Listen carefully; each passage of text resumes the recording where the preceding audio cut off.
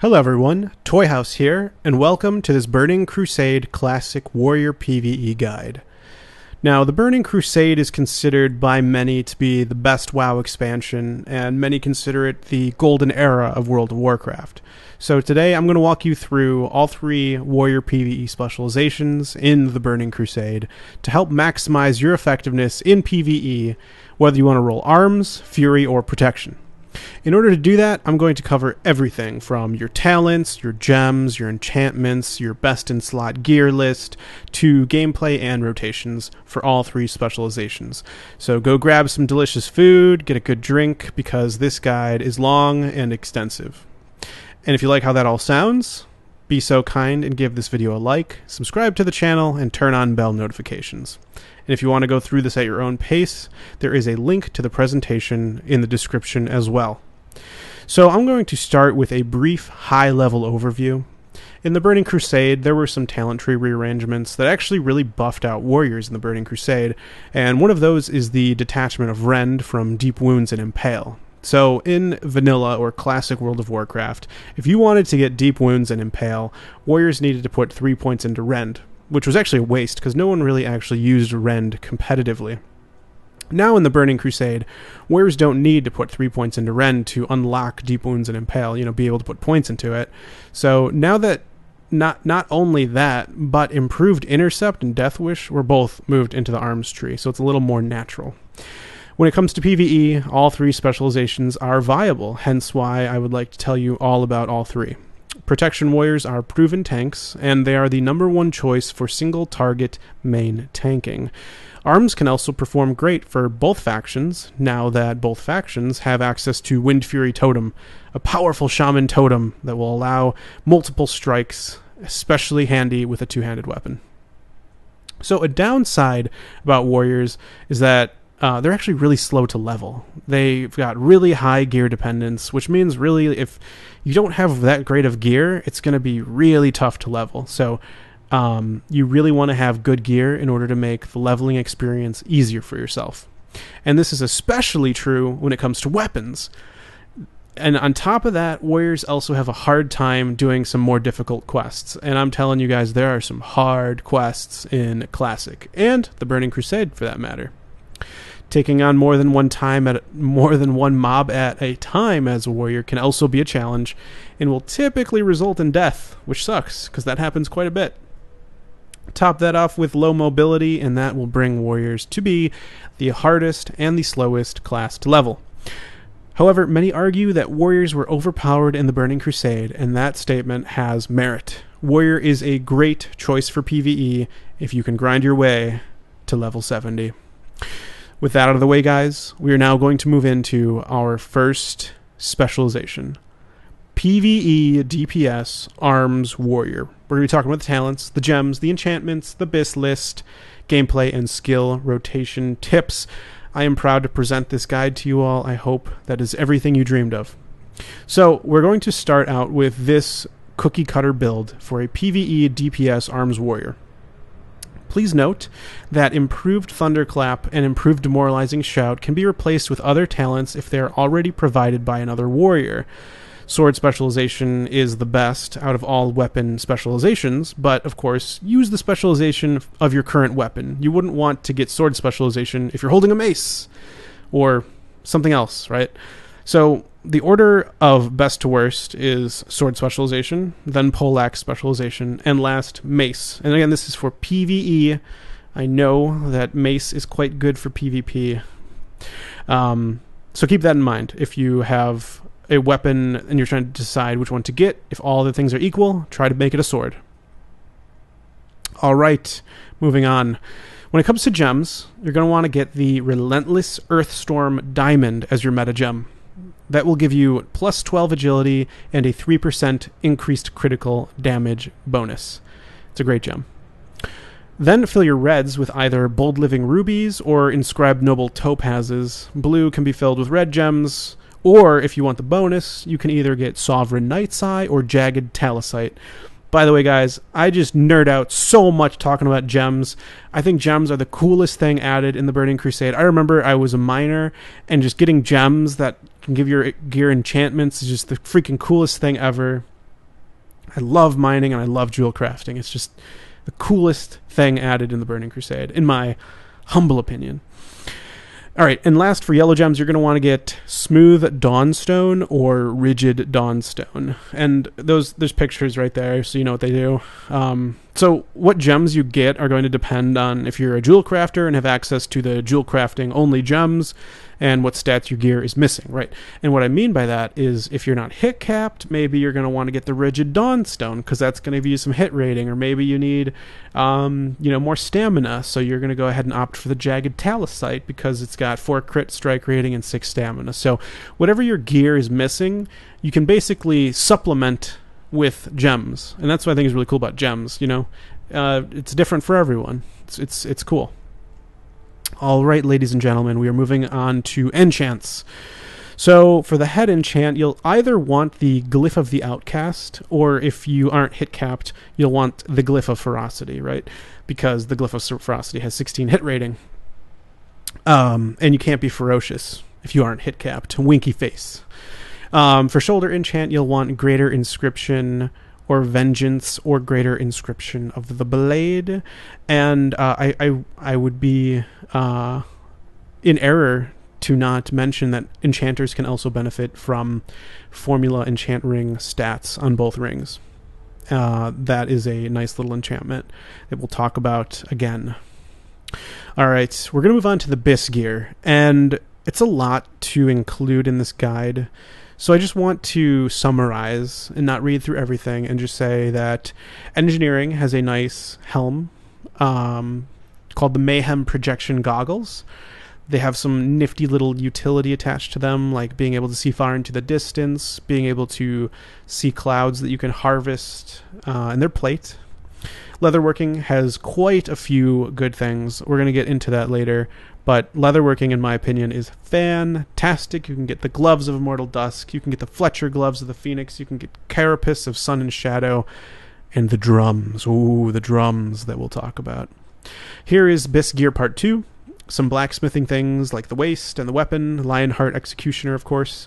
And jewel crafting can get some of those other slots like trinkets, rings, and necklace. All right. So we're going to talk about professions. Now, I hinted at this briefly, but leatherworking, in my opinion, is the best choice for raiding and PvE due to the ability to create drums of battle and drums of war, which are very useful in raids. And by the way, guys, if you're wondering, why are these links in green? Or why are these characters or these letters in green? That's because if you'd like, you can go into the presentation and you can click them and it will show you exactly what these items are. So this is a bit of a more interactive presentation. I do recommend you check it out and leave comments if anything I got wrong, God forbid, or you'd like to add anything. So feel free to do that and check out all the links. Moving on, or going back to, I should say, leatherworking. If you take into account the combined stat boost for the party, it gets obvious why leatherworking is ranked number 1. And you can also craft leg enchants like Nether Cobra leg armor. It's not really an enchant, it's more of an enhancement. Some useful leatherworking items are Swift Strike shoulders, shoulders of lightning reflexes, blah, blah, blah, blah, blah. Some really cool stuff. I'd check it out. Moving on to jewel crafting, the love of my life, the coolest profession ever. Jewel crafting gives you access to craft the following BIS items, which we hinted. The Hard Corium Choker and the Hard Corium Band. Those are two nice ones, the neck and the ring. And then jewel crafters can also create epic gems, but they can also be bought, so it's not too exclusive. But I've ranked jewel crafting as second best because of the combined stat boost of gems from leatherworking is better for the group. I should mention jewel crafters do have an exclusive thing, but is added at a later patch. Exclusive jewel crafting only gems. Yep. And eventually they get exclusive gem sockets. Ooh, we'll talk about that later. Okay, moving on to enchanting. So enchanting can be used to upgrade rings with formula enchant ring stats. This is going to permanently enchant a ring to increase all stats by 4. Now, if you are extremely hardcore, which I'm scared of because you're going to tear this guide apart. Just kidding. Maybe not, though. You can basically enchant your rings right? And then remove enchanting, like unlearn it, and then learn a new profession and use that one, because you don't need to have enchanting to keep the enchantment on the rings. However, you cannot enchant other people's rings with this enchantment. So if you are crazy hardcore, get your Bis rings, enchant them to increase all stats by 4, drop enchanting, and pick up another profession, like, I don't know, jewel crafting or leatherworking, if you're the most hardcore. But if not, just keep enchanting and get this enchantment, because it's nice. Total 8 to all stats. It's a little something. It's nothing crazy, but it's exclusive to enchanting. So if you want to min-max, I'd go for it. Next up, we're going to talk about alchemy.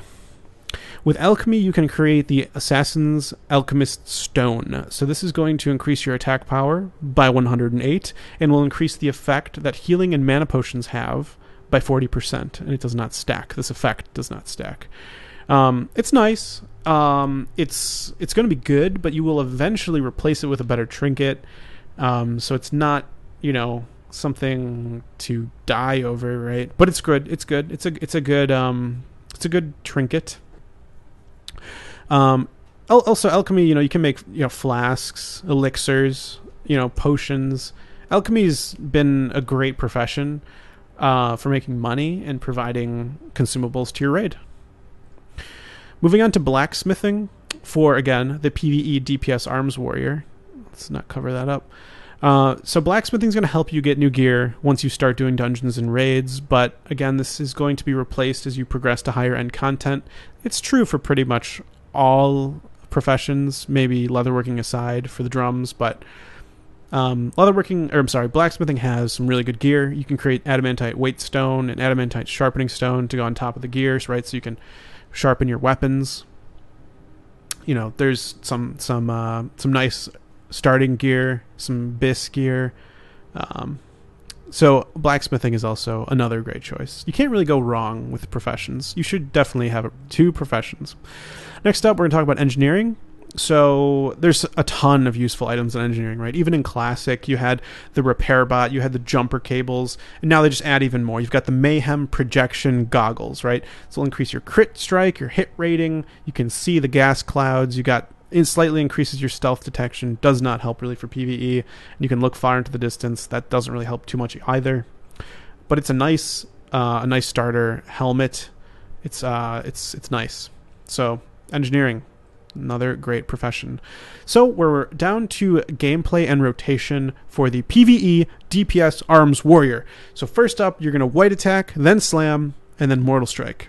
Then you'll white attack, slam, whirlwind, followed by white attack, slam, mortal strike, followed by white attack, slam, battle shout, or demoralizing shout. And the pattern here is that you're doing a white attack, slam, and then anything that is instant cast.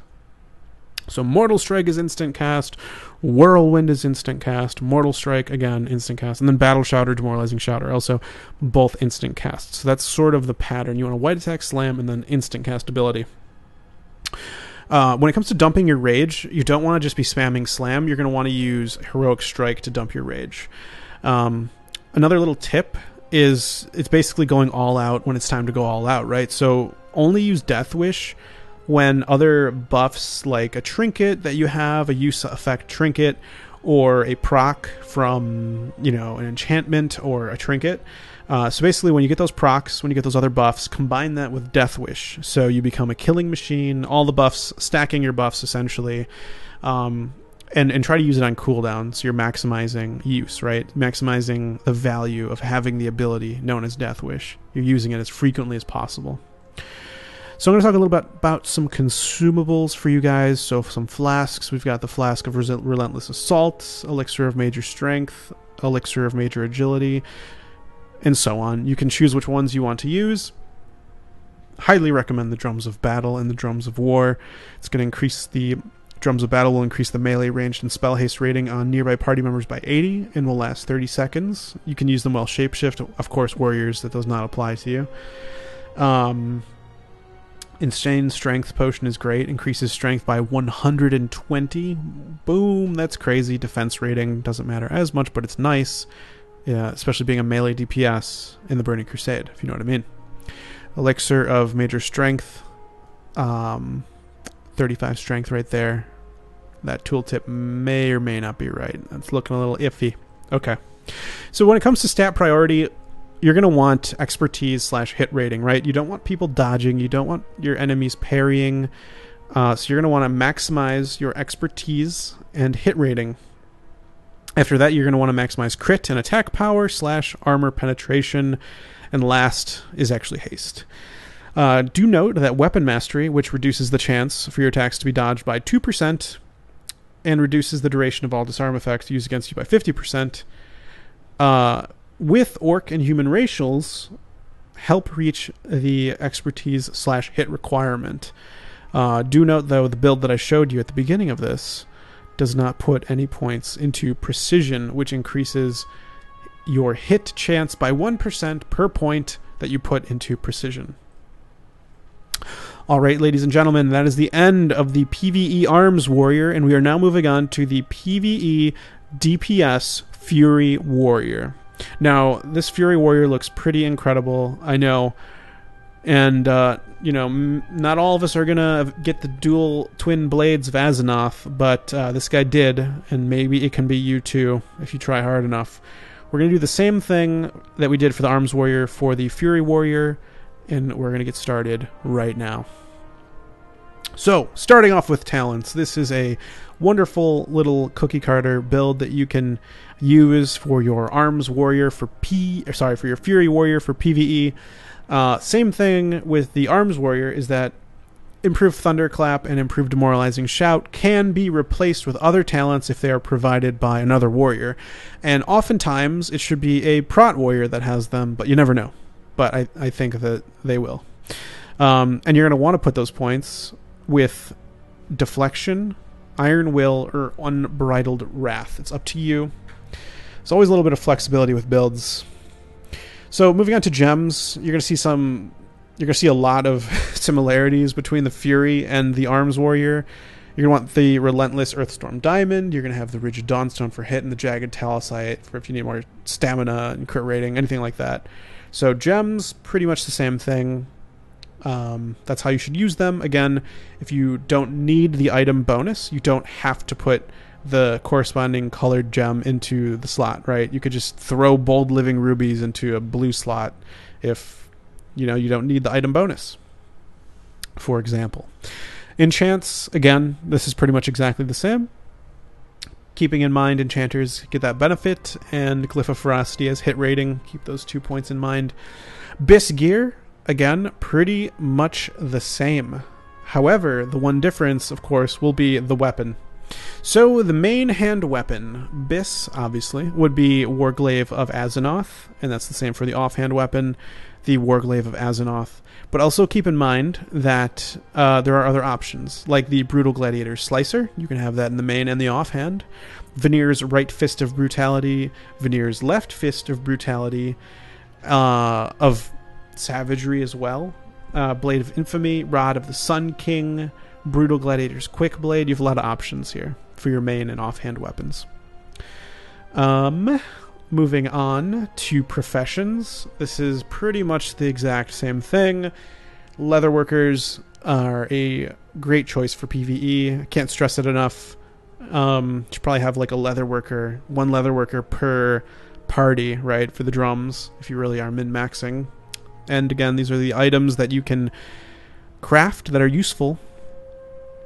Jewel crafting, again, these are some of the items that you can craft, some things that are nice. The Shadowsong Panther figurine is nice. Again, it'll be replaced later on. Moving on to professions. It's a little choppy. Anyways, same thing goes. You can enchant the ring with stats, which will increase all stats by 4.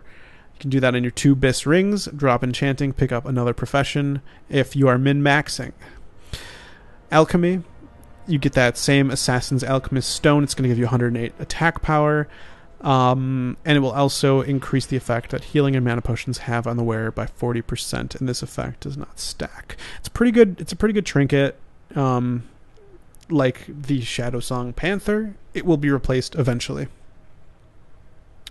Blacksmithing, again, some good stuff, some good starter items, but you're also going to be able to create adamantite weight stones and adamantite sharpening stones. So if you would like to get a little extra bonus to your weapon, you can do that if you are a blacksmith. Engineering has the Mayhem Projection Goggles, same as the Fury Warrior. This is a nice starter item with some nice little bonuses. This is where things differentiate a bit from the Arms Warrior. Your rotation, obviously, will be Bloodthirsting and then Whirlwinding as frequently as possible. Again, like the Arms Warrior, you will dump Rage using Heroic Strike. However, note that you must leave enough Rage for the next rotation and maintain Rampage constantly and renew when it's near its end. Depending on your crits, around 7 seconds should be the right amount of time to start looking to refresh it. Note that when dual wielding, both your main hand and offhand weapon speed should be less than 2.6 speed to maximize damage. This isn't as important early on when you're still gearing up and you're not even level 70 yet, so a faster weapon with higher DPS, you could still be an upgrade. Actually, I guess it's a slower weapon with higher DPS. Just keep that in mind. Stat priority. You're going to want that standard requirement of 9% hit, which is 142 hit rating and 25 expertise.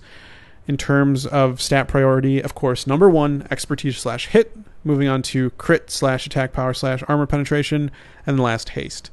And again, this is pretty much exactly the same as the Arms Warrior. Weapon mastery and precision with orc and human racial traits help reach the expertise/hit requirement.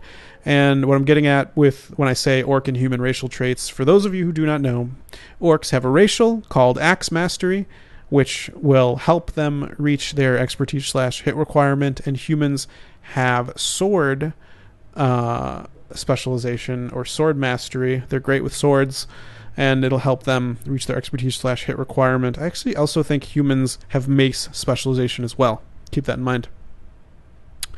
In this build, you actually do get precision, so 3 points into that'll help increase your chance to hit with melee weapons by 3%. You put 3 points into it with this build that I gave you guys.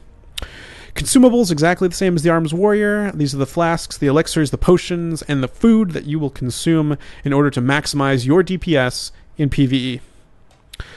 All right, ladies and gentlemen, last but certainly not least, we have the PvE Prot Warrior Tank. What a sweet-looking armor set. That is the Bulwark of Azeroth, I believe. It is awesome-looking shield, is iconic. We're going to go in how to play the Prot Warrior in the Burning Crusade. So first up, this is a build you can go, and this is really to maximize damage mitigation. Some people choose to maximize damage, but also still being prot in order to have higher threat. That is not this build. This build is maximizing damage mitigation. So, first up, Improved Thunderclap and Improved Demoralizing Shout are must-have talents. If no other warrior has these talents, you need to. I recommend you have them because it's damage mitigation. Improved Taunt can be replaced by Improved Shield Wall or one-hand weapon specialization. If you need to have a little bit more threat, keep that in mind. 3 points are put into Improved Sunder Armor to help when you have low rage, and one-handed weapon specialization is better for fights where you have more rage, of course. Now, the gems are different than the Arms and the Fury Warriors, of course, and we've got some shinies that I'd like to talk about. So first up, the meta gem is the Eternal Earthstorm Diamond. This is going to give you 12 defense rating and 10% shield block value. It will only fit in a meta gem slot. You can't put that in the blue, the red, or any other color. Let's keep that in mind. Of course, obviously, for all meta gems. So the Shadow Song Amethyst, the Shifting Shadow Song Amethyst, has got some stamina, it's got some agility. It is an option for you. You also have the Shifting Night's Eye, if you'd like to fill with blue gems, if the socket bonus is not worth it. So keep that in mind, the Shifting Night's Eye. That's 4 agility and 6 stamina. Yellow, you've got Enduring Sea Spray Emerald, Enduring Talosite, or Rigid Lion's Eye. Rigid Lion's Eye is fantastic. Rigid Lion's Eye. It's got plus 10 hit rating. It's a delicious gem. It's delicious. It's got 10 hit. So these are the gems that you should get if you are going Prot Warrior. Okay, when it comes to enchants, you have a few options.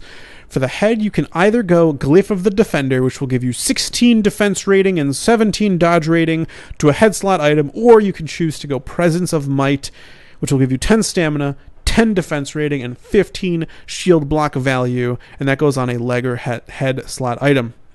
So, that's what you can do for the head. So, for shoulder, you're going to want the Greater Inscription of Warding. You could also get the Greater Inscription of the Knight, or Fortitude of the Scourge. It is up to you, but all are fantastic. Don't forget you can enchant your shield with Enchant Shield Major Stamina or Enchant Shield Shield Block. You have a few options there. And then for your weapon, Mongoose or Executioner, really either one could work. Again, it's really up to you depending on what gear you have and some other factors. And the Nether Cleft leg armor for the legs. All right. Moving on to the Bis gear. Crown of Dathramars. Or Dathramar. So you're probably gonna want that as pretty much the head item you should get. I would say you get that over faceplate of the Impenetrable. Alternatively, Destroyer Great Helm, Battle Sworn, Tuskguard, Battle Worn. Yep, this is it. I'm not going to read it all, but check it out. It's in the description below if you want to look at all these. There's links to every single Bis gear item just for you. Here is Bis gear part 2. There's some options there. Trinket, Glyph of Deflection, Battle Master's Cruelty, Shard of Contempt, Gnomragon, Auto Blocker 600. All right, professions. I've kind of talked about this already, but again, Formula Enchant Ring stats is a great enchantment. You can drop it after you enchant your Bis rings and pick up a different profession. Jewel crafting. So these are jewel crafting only gems. I thought I should make that very clear since I think I made it a little bit ambiguous earlier and I kind of delayed telling you guys, but this is the truth. Jewel crafting gives you access to craft jewel crafting only gems. Let that be known. Falling Star, plus 18 stamina, matches a blue socket. Socketing this gem causes the item to become soulbound. That's right, so you cannot socket something with one of your jewel crafting only gems and give it to someone else. It is for you and you alone, Frodo. You and you alone to bear this burden. All right. Let's move on. All right, so for blacksmithing, it's got some really great stuff, starter stuff. Again, like Arms and Fury. You know, you can get the Bulwark of the Ancient Kings. This is a great, useful blacksmithing item. It's got hit. It's got crit. It's got that stamina. It's got... these are not meta sockets. Meta sockets are only in the helm. Where the hell did I get this? But it has a use effect which temporarily increases health by 1500 and strength by 150 for 15 seconds, which is an awesome use effect.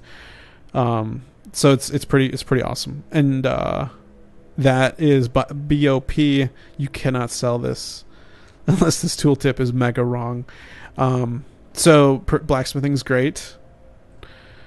Professions, we've got the Tankatronic goggles. These are different than the Arms and Fury goggles.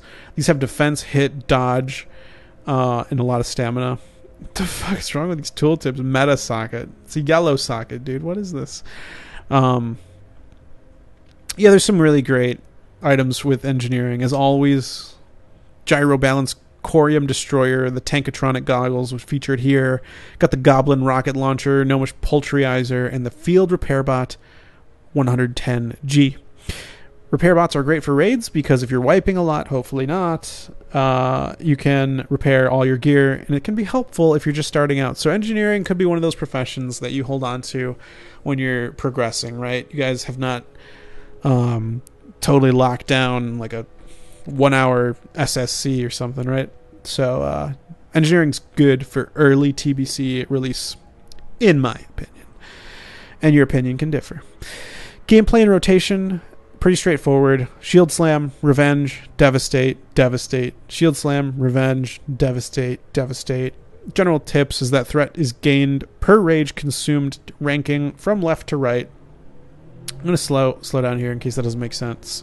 So the threat gained per rage consumed ranking. What I'm saying is, how much rage does it cost? The ratio of the amount of rage that you spent and threat gained for that rage spent. So if you're very tight on rage and you want to generate the maximum amount of threat with the minimum amount of rage, these are the abilities that are most efficient.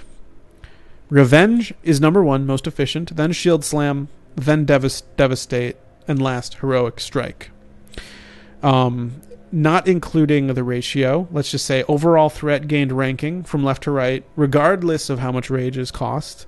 Shield Slam's number 1, which is why we're opening with Shield Slam, right? Then Revenge, then Heroic Strike, and then Devastate. So that's how you can generate tons of threat, or be super efficient with how you generate that threat.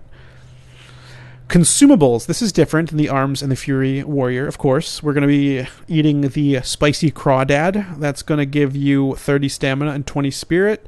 Scroll of Protection. It's going to give you some armor. And Flask of Fortitude. That's going to give your maximum health a nice little bonus. You can always use a little bonus on that max health. And defense rating by 10. Counts as a battle and Guardian Elixir. Persists through death, which is fantastic, again, for progression.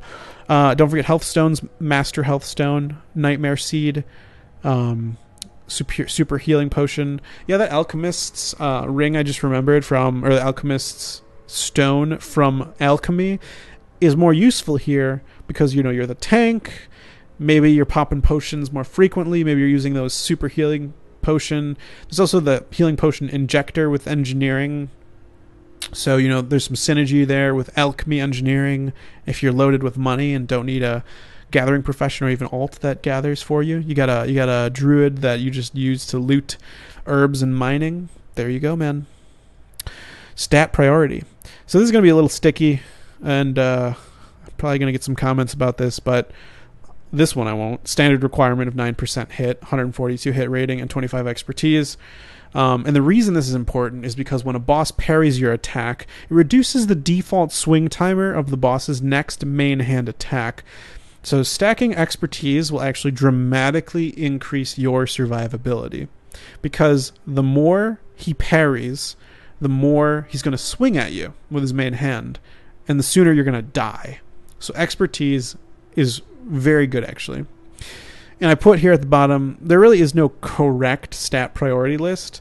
It depends on your play style, right? Like, stamina is good, defense rating is good, shield block value, defense rating, I already said, armor, right? It's all good, but really just focus on damage mitigation. Don't be stacking attack power. Don't be stacking things that, don't stack spell power, Just try to focus on damage mitigation. All right, ladies and gentlemen, thank you for watching. I really hope that you learned something from this guide. There's a lot of info in here. I didn't go into all of it because there's a lot, but feel free to go into the description below after you've liked, subscribed, and turned on notifications, and check out this guide. It's available for you to look at all the links and build your PvE warrior the way that you want, whether that's arms, fury, or protection. More guides like this are coming, so if you enjoyed it, there are more coming your way. Until next time, this has been Toyhouze. Take care.